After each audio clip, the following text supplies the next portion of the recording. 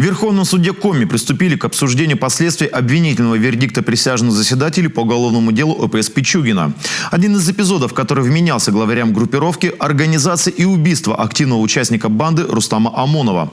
По сути, с расследования его загадочной смерти и началось распутывание криминального клубка.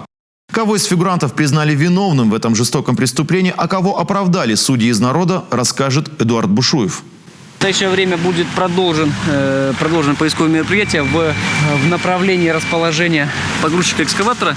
28 сентября 2017 года на лесной дороге в 7 километрах от сыктывкарского поселка Верхняя Максаковка следователи СКР ищут улики на месте убийства и захоронения пропавшего без вести Рустама Омонова. Кропотливые многодневные поиски не сразу, но дали результат.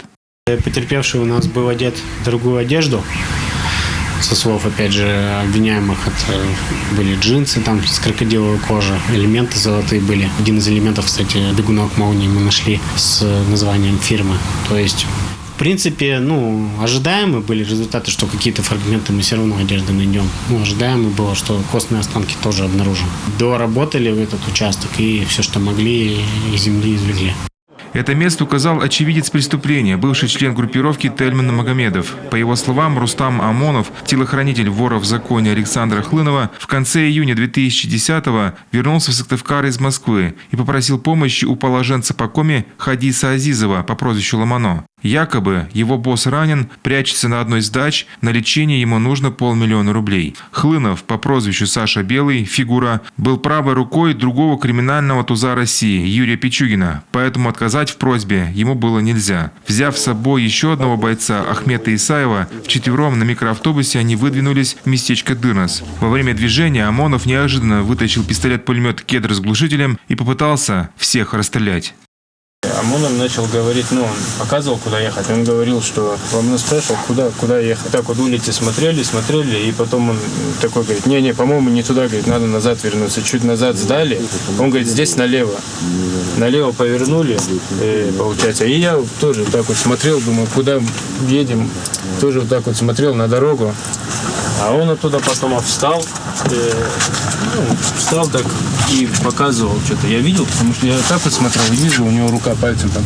По-моему, куда-то где-то здесь, по-моему, где-то здесь. И вот когда он это говорил, и у меня глаза как раз вот это затмило, у меня что-то я не видел, и только слышу слово «спи».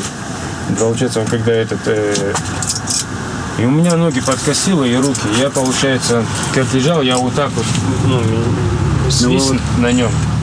Несмотря на 2 пулевых ранения в голову, которые буквально разорвали челюсть, Исаев, истекая кровью, из последних сил стал бороться с Омоновым. Схватил его за горло. На помощь подскочил водитель Тельман Магомедов и обезоружил стрелка. Ламано успел выскочить из машины и сбежал. Раненого и нападавшего доставили в автосервис группировки. Первого на машине отвезли в скорую помощь. Второму, когда подъехал Азизов и его личный телохранитель Актай Эфендиев, к слову, чемпион мира по карате, устроили допрос с пристрастием. Когда Азизов подошел, он спросил, почему ты хотел нас убить, меня убить, он имел в виду себя. Это сказал, Омонов сказал, что тебя заказал Саня Хлынов. После этого, растерялся, именно после этого еще больше Азизов. Вы говорили, что Омонову несколько было ударов нанесено. Кто эти удары нанес? Актай. Ударил 2 раза. И он начал кричать. После ударов он... Да, после 2 удара он начал кричать. И бейте, Саня Белый заказал, там еще киллера по городу. И с этого разговора у нас, я говорю, давай Ламано. Я ему переломаю сейчас руки, ноги, отвезу, я его первомайский выкинул. Тоже хотел убить Ахмеда, нас хотел убить. Да нет, не надо его трогать не надо его сдавать. Я хочу с ним поговорить, его не будем трогать вообще.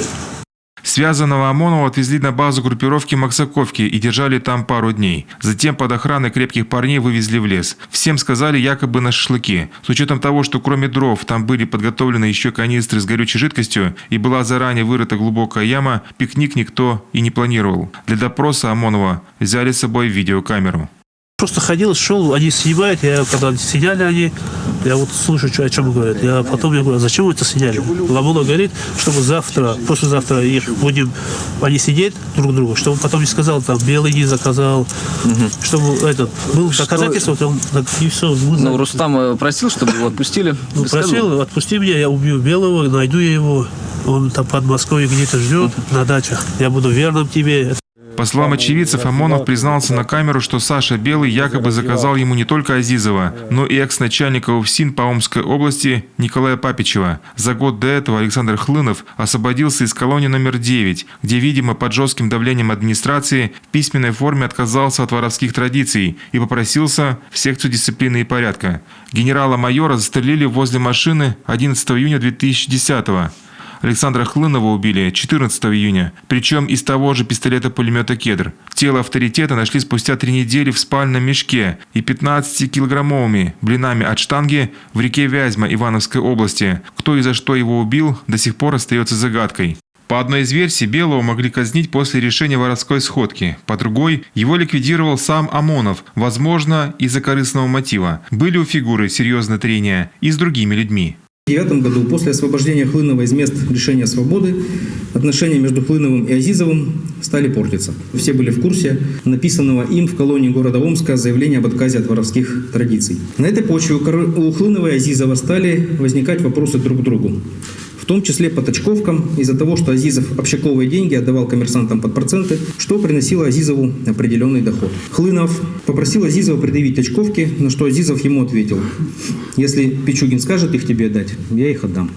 Несмотря на признание Омонова на видеокамеру и просьбы о пощаде, его судьба была предрешена. По словам одного свидетеля, Ломонов зарубил лежавшего мужчину на земле. По утверждению другого очевидца, положенец еще живым скинул Рустама в яму с разведенным костром, облил горючей жидкостью, а когда тот, уже сильно обгоревший, попытался вылезть, его столкнули обратно. Тело жгли несколько дней, останки закопали. Обнаружение фрагментов костей, причем, возможно, даже не человеческих, отсутствие не сгоревших металлических частей топора, лопат, другой фурнитуры от одежды погибшего и даже его зубов дало стороне защиты повод доказывать присяжным, что Омонов жив и до сих пор в бегах. Убийства вообще не было. Кости принадлежат непонятно кому. Усомнились адвокаты не только в виновности Хадиса Азизова, поскольку 2 свидетеля, Исаев и Эфендиев, поменяли в суде показания и заявили, что Ломано не было ни в автобусе во время стрельбы, ни затем на месте расправы. Присутствовал там совершенно другой человек. Поставила защита под сомнение и причастность к этому преступлению Юрия Пичугина и Виктора Карпова, у которых, по их мнению, не было явного мотива давать приказ на казнь отступника. Кроме того, сами фигуранты были за пределами России.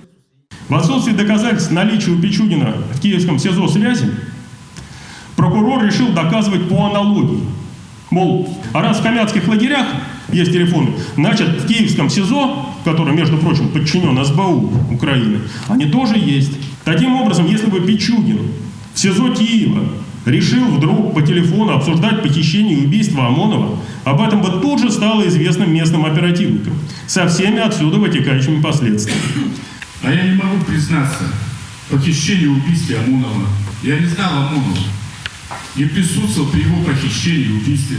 Я никому давал указания совершать это. Я разрабатывал планы этого преступления. Никого не нанимал для совершения этого преступления. Я вообще в период совершения этих преступлений был в другой стране с женой. И ничего не знал об этом. Так как мне раскаяться в этом преступлении? В чем я должен раскаяться? Присяжные заседатели, изучив доводы сторон, пришли к выводу, что убийство Омонова произошло, но Пичугин и Карпов тут ни при чем. Совершил его Хадис Азизов, который снисхождения не заслуживает.